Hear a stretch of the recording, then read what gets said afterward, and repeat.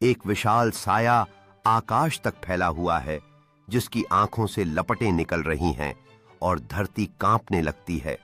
वह गरजती हुई आवाज में कहता है, सदियों की कैद के बाद आखिरकार स्वतंत्रता। बच्चा डर के मारे पीछे हटता है, लेकिन तावीज अचानक जलने लगता है।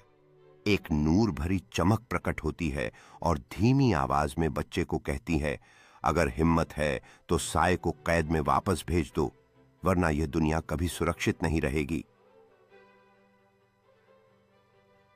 बच्चा डर के मारे कांपते हुए लेकिन संकल्पित चमकते तावीज को अपने हाथ में मजबूती से पकड़े हुए है। उसकी आंखों में साहस और चिंता का मिश्रण है, जैसे वह उस विशाल साए का सामना कर रहा है।